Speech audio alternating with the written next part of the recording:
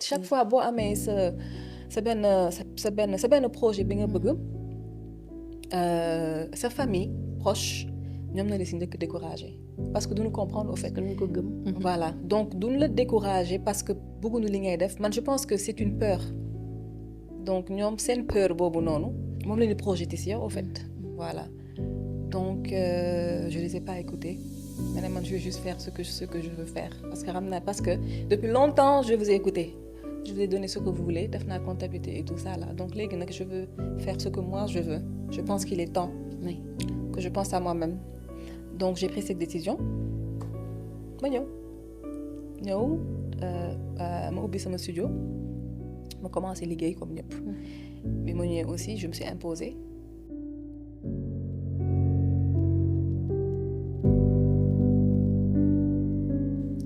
ñu dalalaat leen ak jàmm comme ni ñu koy defee saa su nekk fii ci Sene People TV wala Sene People Plus tey nag on va découvrir ensemble une technicienne de beauté on va découvrir une femme qui a fait plus de 25 ans aux États-Unis avant de s'installer à Dakar alors tey on va découvrir Marie Sy borom make-up by Rima Marie Sy ñu ngi lay nuyu.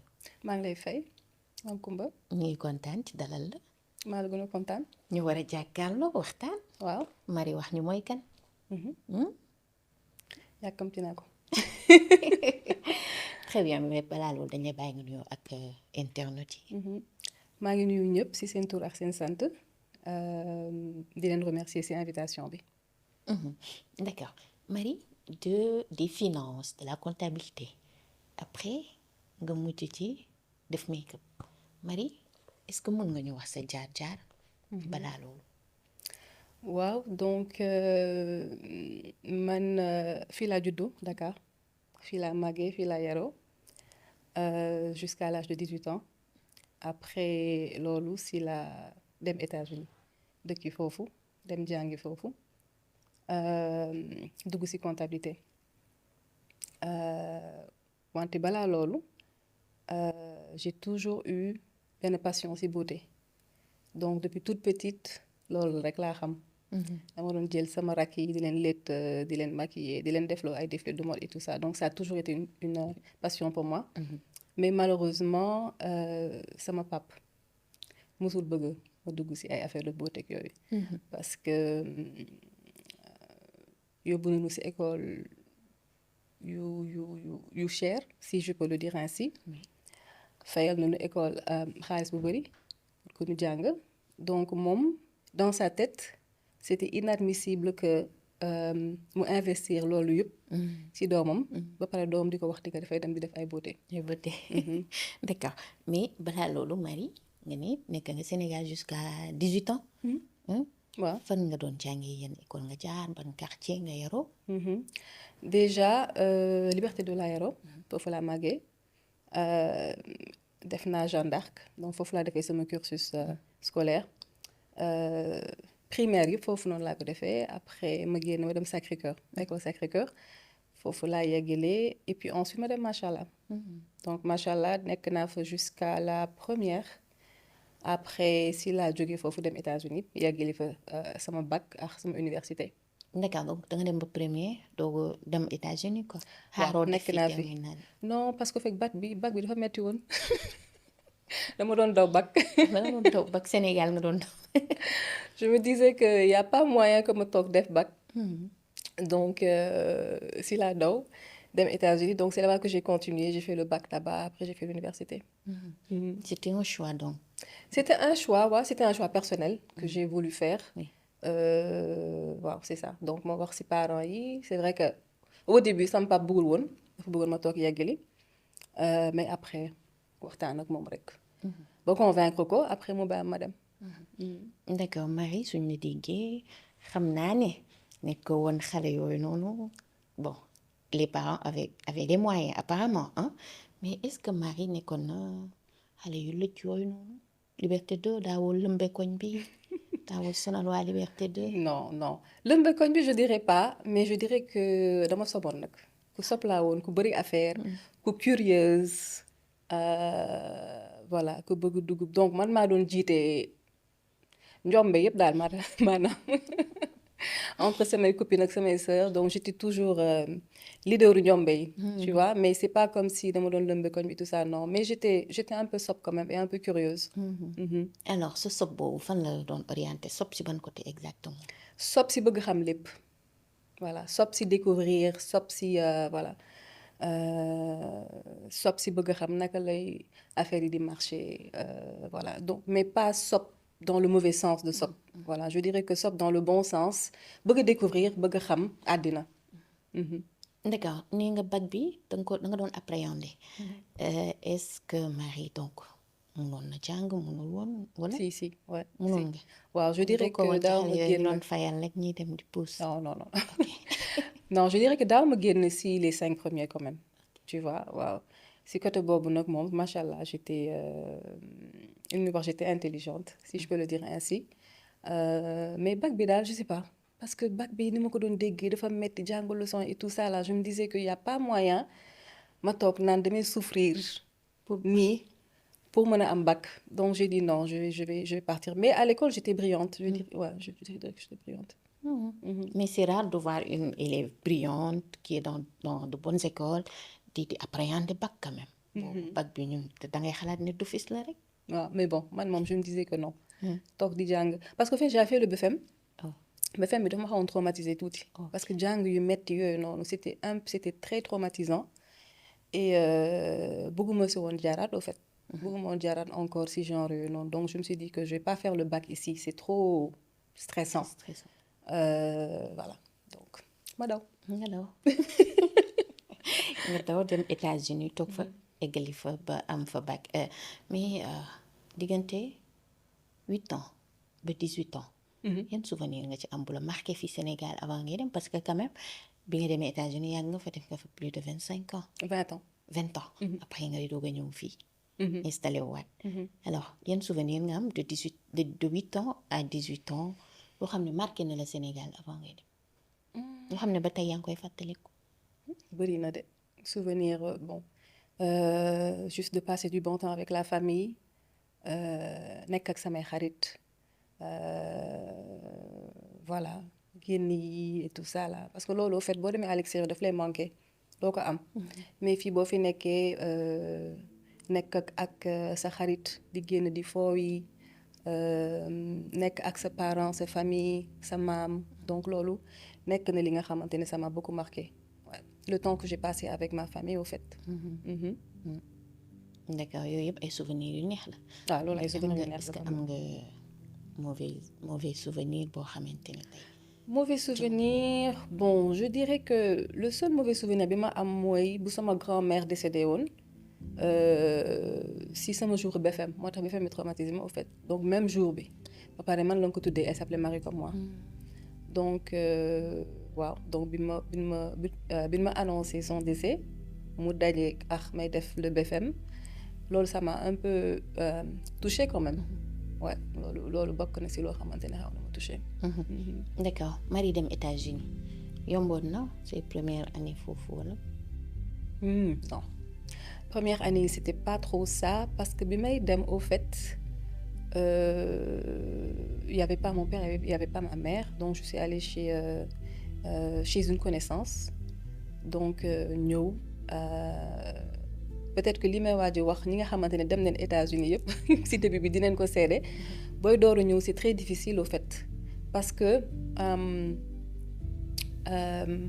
duñ la naka laa ko mën a expliquer duñ la yaatal quoi duñ la xajal surtout boo tombee ci nit boo xamante ne mooy loolu duñ la xajal duñ la yaatal donc man bi ma ñëwee rek comme ñu nu amee habitude fii nii Sénégal nekk en famille nekk et tout ça foofu bopp sa bopp la donc nit ku nekk sa bopp nga am doo xalaat keneen ki bu amee lu mu lekk tu t'en fous yow daal sa bopp rek ngay lijjante donc loolu nekkoon na lu xaw a difficile tuuti ci man ci début bi ma ñëw rek ma tombé ci koo xamante ne ñëw rek mu lay commencer laaj nga liggéey commencer laaj nga fay rent commencer laaj ngay participer ci kër gi et tout ça te fekk nga nekk xale bu ndaw tu vois les parents envoyés mais am na ay affaires yu bari yoo xamante ne bëgguma ko woon wax sama parents parce que bëgguma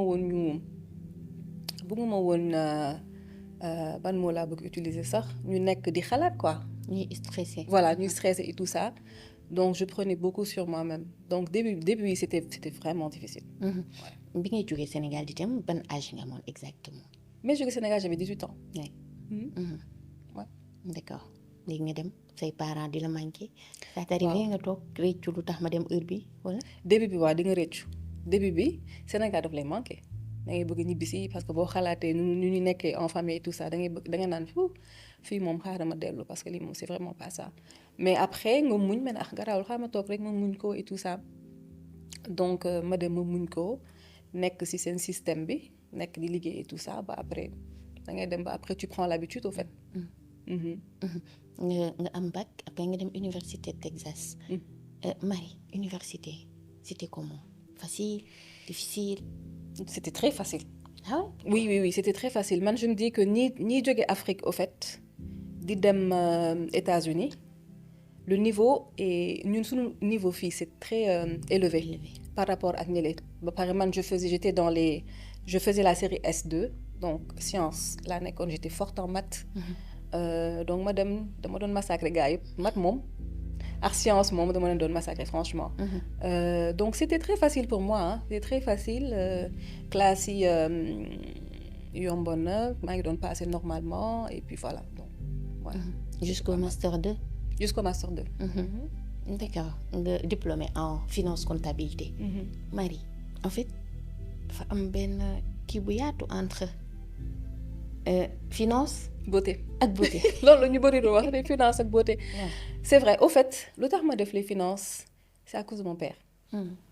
dama bokk ci benn famille tout couleur boo xamante ni ils sont un peu ils sont très compliqués ba pare teg ci sama papa mu nekkoon dans le corps militaire moom moo nekkoon président Prytanée militaire. donc yaru bu strict la ne amoon au fait ñun ñëpp. tu vois donc moom dafa bëggoon affaire de jàng. da ngay jàng amul ay la donc moom daal boo jàngee rek nekk nga xaritam boo jàngulee xamula donc man puisque dama xamoon loolu ci moom je faisais tout pour ma jàng donc et puis je faisais tout pour que ma def moom lu mu bëgg parce que moom loolu la bëggoon dafa bëggoon ñu réussir dafa bëggoon xam nga rek man loolu laay wax au fait ñu bëri dañuy wax ni que man dama bëgg sama doom mu nekk docteur wala dama bëgg sama doom mu nekk avocat wala dama bëgg sama doom mu nekk dans les finances mais il y a pas que ça comme métier au fait man bi may màgg j'aimais la beauté affaire de art affaire de woy affaire de danse et tout ça man foofu noonu loolu laa bëggoon mais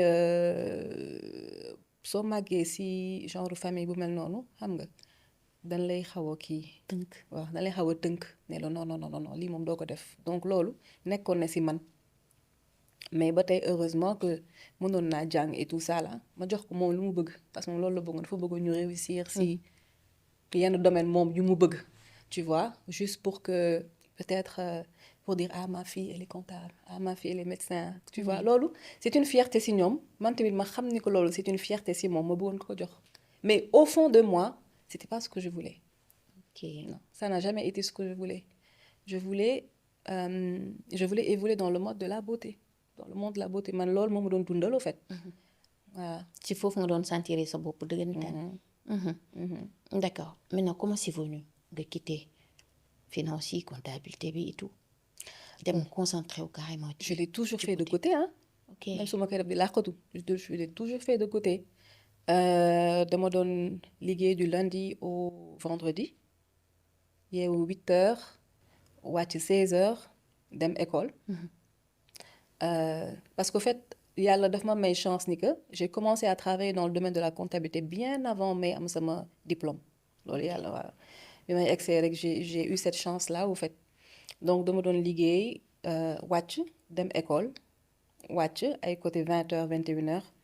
Après le lendemain c'était toujours comme ça léegi les week-ends j'avais mon sac sama matériel j'avais mes clientes may dem ci kër di leen maquiller pare mu duggoon ci benn société bu tuddoon Mary Kay xam nga mës nga ko dégg. oui benn jour laa doon dox nii rek ci New York ci mbedd New York yi ma daje ak benn colombienne bi nga xamante ne moom mi ngi ci donc on a discuté et tout ça mu dugal ma ci. donc mairie Kay boo si duggee dañ lay jox sa mallette jox le produit et tout ça ngay dem di expliquer nit ñi naka la ñuy utiliser produit ba pare j'en profitais aussi pour maquiller les gens donc loolu je l'ai fait pendant 2 ans liggéey week-end yi ma dem defi sama affaire de beauté après bi ma demee ba si biir ma gis ni que lii il faut que ma gën ko développer au fait donc ma ne xaaral je vais me former donc je me suis formée j'ai investi sur moi-même ma def ay recherche ba gis les plus grands du domaine du maquillage ma ne attends je vais me former avec eux donc au fait sama liggéey de comptabilité bi j'ai pas regretté parce que c'est ça qui finançait tout à fait sama passion parce que là-bas les formations sont chères on te dit des formations d'1 million pour 2 jours ak de n'importe quoi ngay dégg donc loolu su ma doon def loolu rek je pense pas que dinaa ko donc peut-être sama jaar-jaar bi aussi le fait que ma jaar ci comptabilité benn buntu la bu ma ubbil bi nga xamante ne je pouvais m'autofinancer moi-même pour mën a gën a développer sama passion te permettre na la tey aussi ngay gérer sa exactement entreprise permettre de gérer son propre entreprise aussi ouais.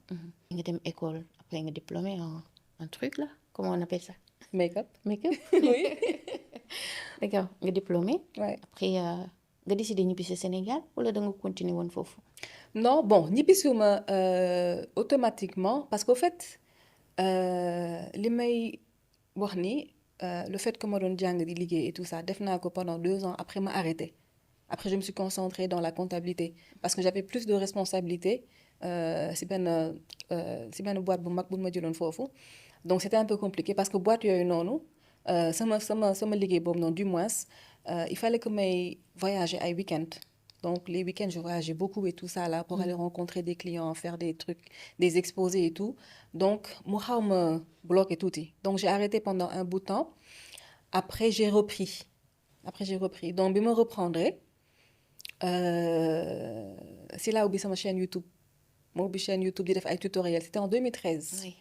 di def ay tuto di wane nag la ñuy utiliser yenn produits et tout ça après loolu nag ça m'a donné une certaine notoriété si je peux dire ah ñu bëri foofu lañ ma xamee voilà une certaine visibilité ñu bëri xam ma ne oh xaaral ma exploiter ko tu vois donc j'ai commencé à faire des allers-retours à Dakar dans un premier temps donc ma ñëw su ma ñëwee di def ay formation di woon gaañ ñi di def ay masterclass après ma décidé ma ne xaaral ma élargir ko donc j'ai aussi fait des masterclass dans la sous-région di dem ay Bamako ay Conakry Abidjan di fa def ay masterclass di wane donc à chaque fois que je faisais ces genres d'événements je voyais le nombre de personnes que j'impactais et tout ça ma ne mais pourtant man maa ngi impacté nit ñi de est-ce que lii duma ko def à plein temps donc bi ma delluwaatee États-Unis ma continuer di ko def di liggéey di kii ba un jour ma ne man daal je pense que ma si waxtaan ak sama famille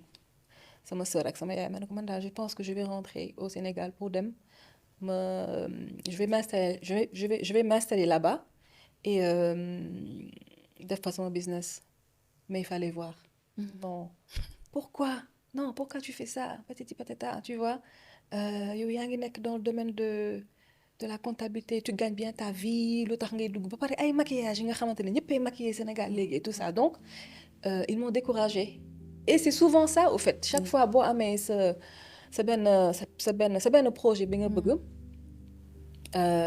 sa famille proche ñoom na la si njëkk découragé parce que duñu comprendre au fait que duñu ko gëm voilà donc duñu la découragé parce que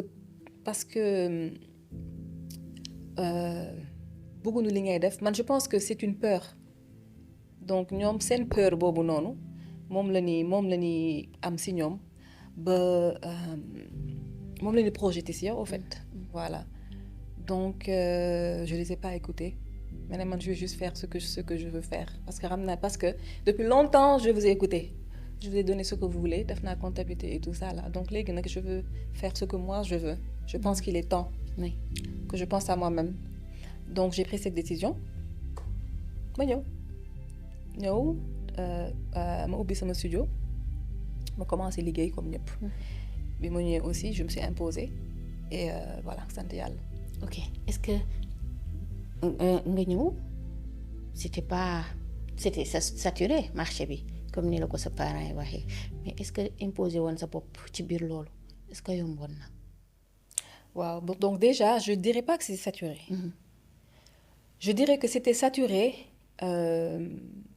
si suuf li ma bëgg expliquer mooy ñi nga xamante ne desoon na loxo bi desoon na. foofu la saturé woon. mais si au niveau bi c'était pas saturé. ñu mënoon dëgg bëriwul woon si instant boobu noonu tu vois. C'était je dirais que c'était plus ou moins facile c'était pas trop dur quand même. parce que je pense que li ma may chance mooy li ma nit ñi xamoon d'abord. parce que ñëw ma rek tëb rek ñëw. voilà ñu ne kii moom fan la jógee et tout ça donc voilà donc j'ai fait beaucoup tout est parti de YouTube. tout est parti de YouTube. en 2013. oui tout est parti de YouTube. donc ma ñëw ça m'a vraiment facilité la tâche et dafa mel ni nit ñi dama doon xaar au fait man loolu laa gis. dama gis ne dama doon xaar donc c'était facile plus ou moins pour moi ma ñëw voilà. imposer sama bopp dëggal sama bopp. alors gars yi di ñëw artistes yi aussi. oui artistes yi tout le monde. stars yi moom lañ les stars venaient. Viviane. waaw Viviane ouais Viviane maquillée naa j'ai eu à la faire à la maquiller. y a beaucoup d'artistes ñi nekk ci série yi Kulim Dioum. voilà donc ouais. donc affaire bi dox. beaucoup de célébrités waaw mu dox et même dans la sous-région aussi il y avait d'autres célébrités comme José Priscille. Abidjan, voilà, Nana Wax. Donc voilà, donc j'ai fait beaucoup de célébrités. Même aux États-Unis, j'ai eu à faire des célébrités aussi. Oui. Les Nigériennes et tout ça dans les films. alors nga ñëw affaire yi dox xaalis bi bëri wala. xaalis bi bëri. ñoo ngi sant yàlla daal. ñoo ngi sant yàlla li tax nga toog c'est parce que peut-être xaalis bi moo fii la ëppee que États-Unis wala. je dirais pas que fii la ëppee que États-Unis. États-Unis la ëppee. mais je dirais que. opportunité yi fii la si man parce que comme ni ma la ko waxee c'est pas saturé même mën nga gis maquilleuse yu bëri mais je dirais que c'est pas saturé si au niveau bi donc il y a toujours de la place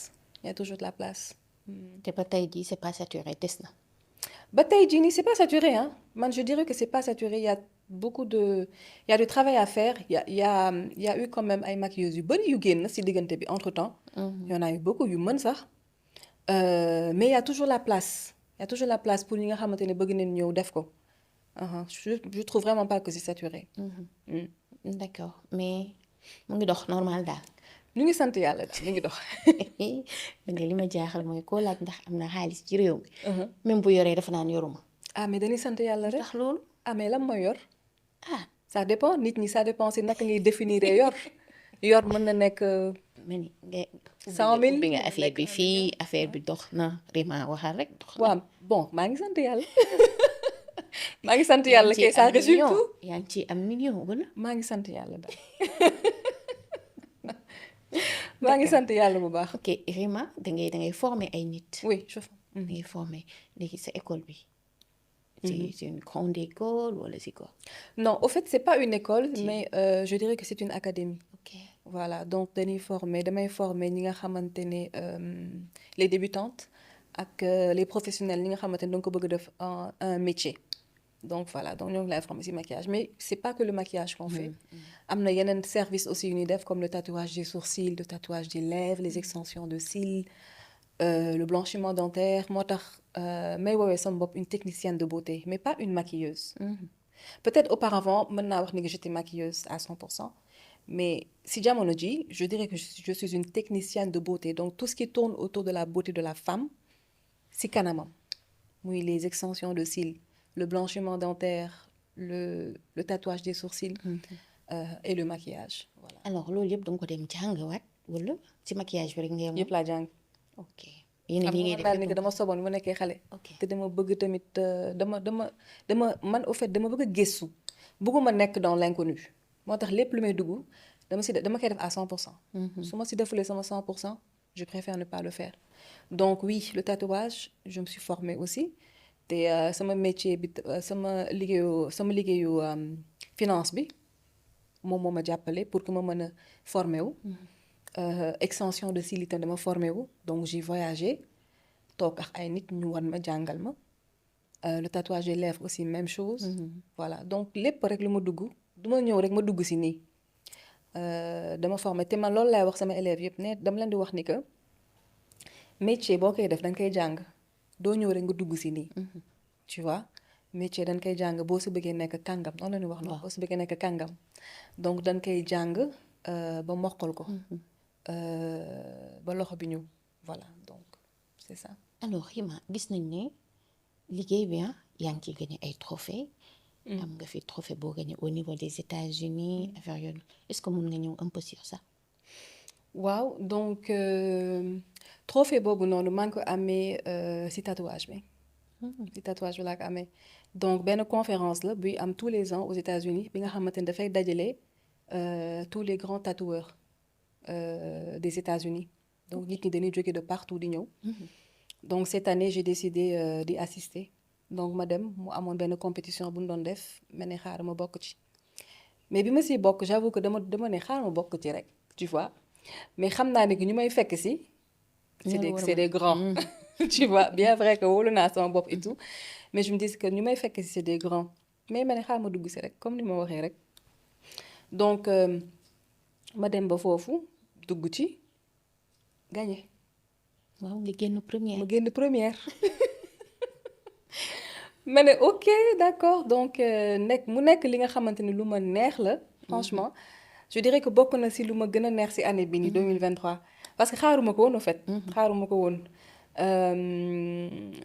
ma dem ma jànkarloo ak yeneen xeet yi nga xamante ne man rek maa fa nekkoon la seule africaine seule africaine ñu si des ñëpp c'était des américaines. voilà ma ñëw ma raflé ko ba pare jël ma génn ci numéro 1 donc loolu neexoon na ma trop. neexoon na ma trop ouais. tatouage bi lan la woon kon waroon na extraordinaire di wax. non c'est le tatouage des sourcils. ok nga defar rek affaire bi. tatouage des sourcils waaw te on était plus de 70 femmes et il y avait plusieurs catégories. donc man maa ngi nekkoon ci catégorie tatouage des sourcils. ombre shading donc amoon na yeneen catégorie amoon na et les lèvres aussi. donc et les lèvres aussi. donc ma gagné tatouage des lèvres au fait donc voilà ci catégorie boobu noonu la woon. nga génn ci première. ma génn ci première mu nekk une fierté pour moi nekk bu ndaw si di wax sax tur yi déjà dafa wax déjà la troisième parce que man je me disais que yal naa jël deuxième sax yal naa bañ a génn ci 3 premiers yi quoi donc mu wax troisième yi ma ne xam naa man maa jël deuxième mu wax deuxième wax beneen tour ma ne. nga ne pare naa ma ne man pare naa si ma ne non jógee ba Sénégal ñëw fi gagné ma dara mu ne première wax sama tour ma ne waaw donc après elle m'a présenté au public wax ni que elle est venue du Sénégal et tout ça et elle a remporté. donc loolu aussi ça montre que États-Unis ñoom liggéey rek moo leen ñor ak talent. ñoom duñu xool ni fii nga jógee fee nga jógee race bii nga nationalité bii nga sa talent sa liggéey la ñuy xool. te bu ñu xoolee sama liggéey xool nañ ko xoolaat ci angle yëpp. tu vois dem ba jox ma première du lu ndaw. donc ma ci sant yàlla mu nekk loo xamante ne franchement j'ai été très fière. ñu ngi ciy félicité bu baax parce que représenté nga Sénégal mais Afrique. ouais c'est vrai c'est vrai. te aussi c'est en train de m'ouvrir beaucoup de portes. parce que même foofu noonu j'ai des Américaines. ñu may laaj pour ma jàngal leen. donc tu vois. donc comme ni ñu wax rek wërsëg fépp lay jóge. fépp lay jóge. et sa passion aussi te fi ko xaarulee te sa passion aussi mën na la yóbbu fu sori. mën na la yóbbu foo ko xaaralu woon. plus que li nga doon def auparavant. te actuellement sama parents ils sont fiers de moi. li ma dugg nii léegi wax du dara léegi paa bi moom. bàyyi na mu seet rek mu dóor ko benn kii rek. ci ruq bi benn.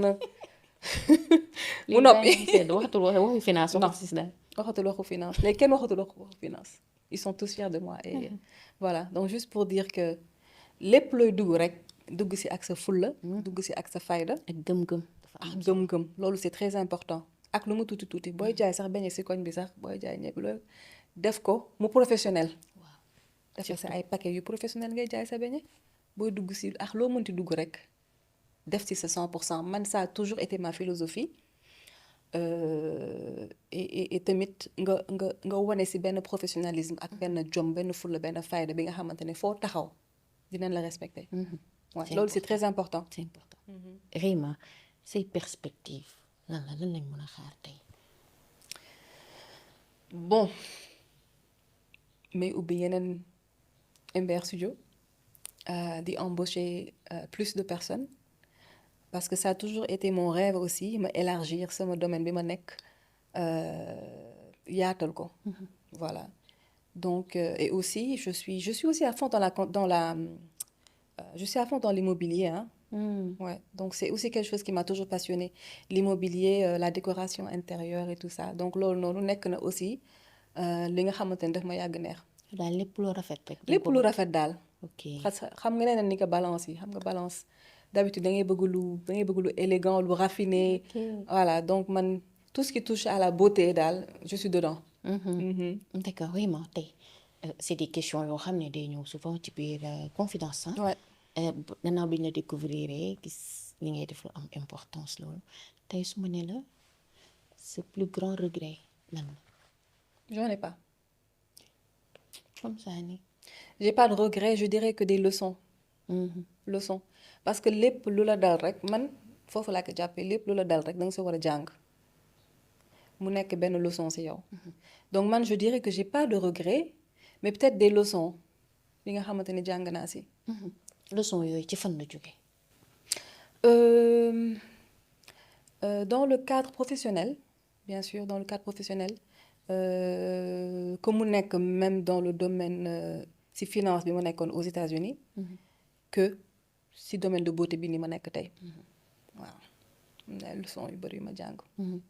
lan nga ci dund lu gënoon a metti ba tax tey loolu nga tiire ci leçon ni lii moom du ma nekkaat foofu wala du ma dalaat ci lii ma ne.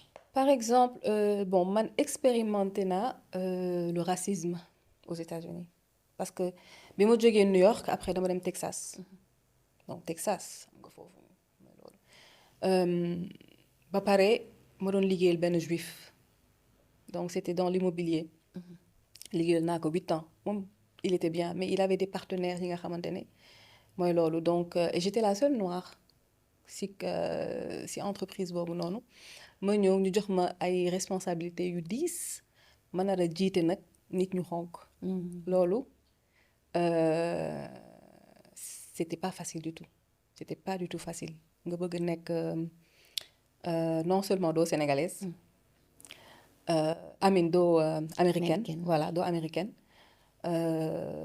juddoo foofu màggoo foofu tu parles l'anglais avec un accent nit ku ñuul nga jigéen nga teg ci nga ñëw di jiite ay góor ñoo xamante ni noo la mag wala ay jigéen noo la mag c'est pas facile donc dañ lay xeex donc xeex nañ ma de tous les bords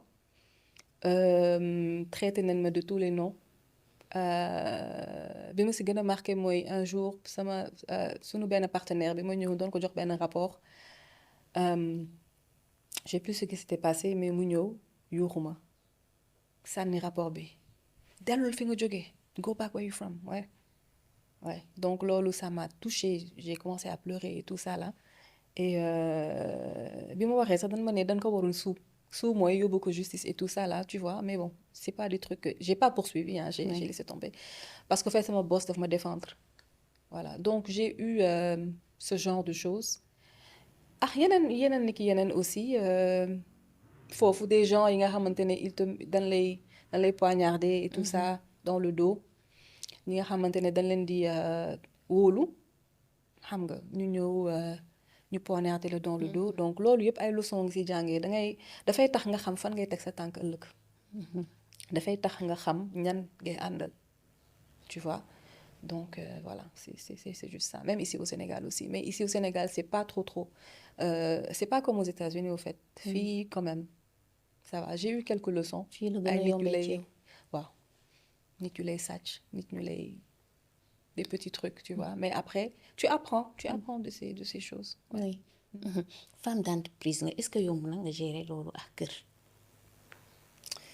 c'est pas facile hein surtout si début bi may door a ñëw parce que dama bëggoon prouver au fait maa ngi door a ñëw donc je travaillais des heures infernales je me réveillais à 6 heures du matin préparer xale yi ñu jàng dem liggéey et je finissais à 20 heures 21 heures donc dama daan ñëw fekk xale yi nelaw tu vois et loolu ça me brisait le cœur au fait parce que je me disais que man maa ngi daw rek lii est-ce que jar na ko tu vois donc gérer la famille et puis tu as aussi tes enfants qui te demandent chaque fois maman fooy dem dañu bëgg passer du temps ensemble parce que ñun suñu liggéey week-end yi ngay gën a busy ay samedi tu vois donc bi may dooru ñëw je travaille du lundi au lundi au moins benn jour de repos je travaillais comme une folle et je voyais nu mu doon impacté si côté sama famille quoi au fait donc après j'ai décidé ma wàññi ma jël benn jour repos jusqu'à présent benn jour repos rek la am dimanche mais yenn jours yi quand même j'ai diminué les heures pour me mën a